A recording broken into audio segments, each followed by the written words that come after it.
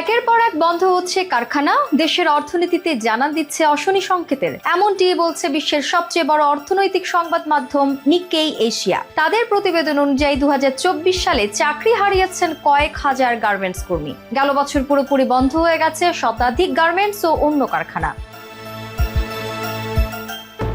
Bangladesh garments manufacturers and exporters association BGME এর তথ্য বলছে, গত বছর প্রথম 7 মাসেই বন্ধ হয়েছে 44টি পোশাক কারখানা। সাময়িক কার্যক্রম বন্ধ করেছে অর্ধশতাধিক কারখানা। মালিক কর্তৃপক্ষের ভাষ্য, অস্থিতিশীল বাজারের কারণে গার্মেন্টসগুলো বন্ধের সিদ্ধান্ত নেওয়া হয়েছে। কাঁচামালের অপর্যাপ্ততা ও কার্যাদেশ কম থাকায় উৎপাদন বন্ধ রয়েছে বলেও জানান তারা। গ্যাস সরবরাহজনিত সমস্যা, ব্যাংক থেকে সহায়তার অভাব ও শ্রমিক অসন্তোষের কারণেও উৎপাদন বন্ধ হয়ে গেছে প্রায় 50 কারখানায়।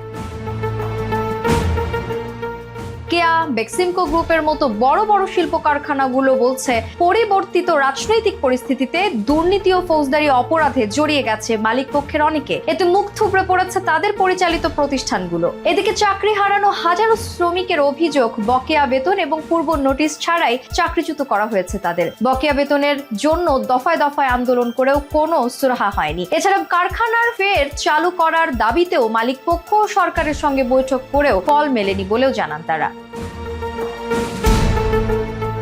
নিক্কেই এশিয়ার প্রতিবেদন অনুযায়ী ধীর অর্থনৈতিক প্রবৃদ্ধি ও কারখানা বন্ধের কারণে নেতিবাচক প্রভাব পড়েছে দেশের অর্থনীতিতে। অর্থনীতিবিদদের বরাতে ত্রৈমাসিকটির দাবি, বড় কারখানাগুলো সরকারি ভর্তুকি দিয়ে টিকে থাকতে পারে, কিন্তু ছোট ও মাঝারি আকারের কারখানাগুলো ব্যবসায় টিকে থাকতে কঠিন চ্যালেঞ্জের সম্মুখীন হয়। এমন পরিস্থিতিকে খুবই উদ্বেগজনক বলে হুঁশিয়ার করেছে নিক্কেই এশিয়া।